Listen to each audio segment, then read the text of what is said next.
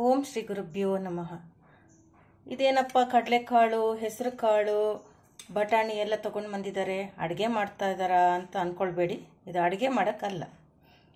ಈಗ ಪೇರೆಂಟ್ಸದು ತುಂಬ ಕಂಪ್ಲೇಂಟು, ಮಕ್ಕಳು ಕೂತ್ಕೊಳ್ಳೋದಿಲ್ಲ, ಹೈಪರ್, 1 ಸೆಕೆಂಡ್ ಕೂತ್ಕೊಳ್ಳೋದಿಲ್ಲ, ಹೇಳಿದ್ದು ಕೇಳೋದಿಲ್ಲ, ಬರೆಯೋದಿಲ್ಲ, ಓದೋದಿಲ್ಲ, ಫಸ್ಟ್ ಆಫ್ ಆಲ್ ಕೂತ್ಕೊಳ್ಳೋದೇ ಇಲ್ಲ ಅವರು ಅಂತ ತುಂಬ ಕಂಪ್ಲೇಂಟು ಪೇರೆಂಟ್ಸ್ದು. ಅದಕ್ಕೆ ಒಂದು ಪರಿಹಾರ ಕಂಡುಹಿಡ್ಕೊಂಡು ಬಂದಿದ್ದೇನೆ ನೋಡಿ. ಇಲ್ಲಿ ಬಟಾಣಿ, ಕಡಲೆಕಾಳು, ಹೆಸರು ಕಾಳು, ಈ ಕಾಳುಗಳನ್ನ ಹಿಡ್ಕೊಂಡು ಹೇಗೆ ಹೈಪರ್ ಆಕ್ಟಿವ್ ಕಂಟ್ರೋಲ್ ಮಾಡೋದು ಅಂತ ಯೋಚನೆ ಮಾಡ್ತಾ ಇದ್ದೀರಾ? ಹೇಳ್ತೇನೆ. ಈಗ ಈ 3 ಕಾಳುಗಳನ್ನು ಮಿಕ್ಸ್ ಮಾಡಬೇಕು. ಕಡಲೆಕಾಳು, ಬಟಾಣಿ, ಹೆಸರು ಕಾಳು, ಈ 3 ಮಿಕ್ಸ್ ಮಾಡಿ ಹೀಗೆ ಕೈಯಲ್ಲಿ ಮಿಕ್ಸ್ ಮಾಡಿ, ಆಯಿತಾ?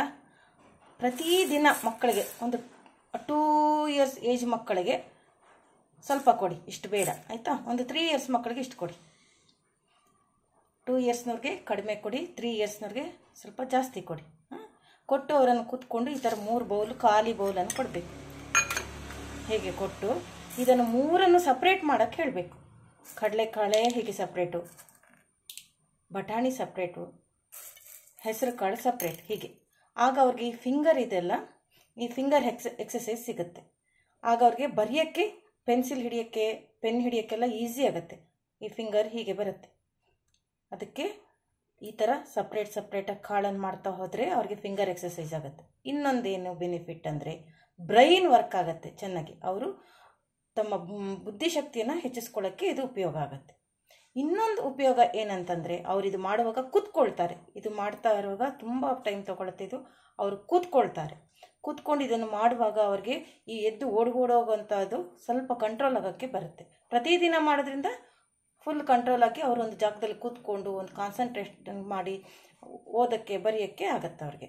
ಸೊ ಈ ಒಂದು ಮೆಥಡನ್ನು ನೀವು ಫಾಲೋ ಮಾಡಿದ್ರೆ 3 ಬೆನಿಫಿಟ್ ಇದೆ.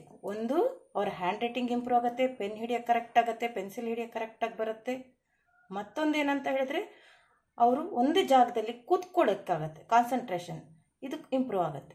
ಇನ್ನೊಂದು ಏನಂತಂದರೆ, ಅವ್ರ ಬುದ್ಧಿಶಕ್ತಿ ಹೆಚ್ಚಾಗುತ್ತೆ, ಅವ್ರ ಬ್ರೈನ್ ವರ್ಕ್ ಆಗುತ್ತೆ ಚೆನ್ನಾಗಿ ಈ ಮೆಥಡಿಂದ. ಸೊ ಇದನ್ನು ಒಂದೇ ಒಂದು ಸಲ ಮಾಡಿ ಬಿಟ್ಬಿಡೋದಲ್ಲ, ಪ್ರತಿದಿನ ಮಾಡಬೇಕು. ಇದರಲ್ಲಿ ಇನ್ನೊಂದು ಗಮನಿಸಬೇಕಾಗಿದ್ದ ವಿಷಯ ಏನಂದರೆ, ಮಕ್ಕಳು ಇದನ್ನು ಬಾಯಿಗೆ ಹಾಕ್ಕೊಳ್ತಾರೆ, ಮೂಗು ಹಾಕ್ಕೊಳ್ತಾರೆ, ಕಿವಿಗೆ ಹಾಕ್ಕೊಳ್ತಾರೆ. ಸೊ ನೀವು ದಯವಿಟ್ಟು ಇದನ್ನು ಕೊಡುವಾಗ ಅವರ ಮೇಲೆ ಗಮನವಿಟ್ಟು ಕೂತ್ಕೊಳ್ಬೇಕು. ಅವ್ರ ಜೊತೆಯಲ್ಲೇ ಕೂತ್ಕೊಂಡು ಈ ಕೆಲಸವನ್ನು ನೀವು ಮಾಡಿಸ್ಬೇಕು. ಮಕ್ಕಳ ಜೊತೆಗೆ ನಿಮಗೂ ಪೇಷನ್ಸ್ ಅನ್ನೋದು ತುಂಬ ಇಂಪಾರ್ಟೆಂಟ್. ಮಕ್ಕಳಿಗೆ ಮಾತ್ರ ಪೇಷನ್ಸ್ ಇಲ್ಲ ಅಂತ ನೀವು ಹೇಳ್ತೀರಾ, ಪೇರೆಂಟ್ಸ್ಗೂ ಪೇಷನ್ಸ್ ತುಂಬ ಅಗತ್ಯ ಇದೆ. ಸೊ ಇದನ್ನು ಮಾಡುವಾಗ ನೀವು ಮಕ್ಕಳ ಜೊತೆಯಲ್ಲೇ ಕೂತ್ಕೊಳ್ಬೇಕು. ಇನ್ನೂ ಒಂದೇನಂತ ಹೇಳಿದ್ರೆ, ಇದೆಲ್ಲ ಮಾಡಿ ಆದಮೇಲೆ ಆ ಮಗುಗೊಂದು ಅಪ್ರಿಷಿಯೇಷನ್ ಕೊಡಬೇಕು. ಎಲ್ಲ ಕರೆಕ್ಟ್ ಮಾಡ್ತು ಅಂತ ಹೇಳಿದಾಗ ಅದಕ್ಕೊಂದು ಏನಾದರೂ ಒಂದು ಗಿಫ್ಟ್ ಕೊಡಬೇಕು. ನೀವು ಗಿಫ್ಟ್ ಅಂದರೆ ಹಣ ಕೊಟ್ಟೇ ತೊಗೊಂಡು ಬಂದು ಕೊಡಬೇಕು ಅಂತ ಅಲ್ಲ.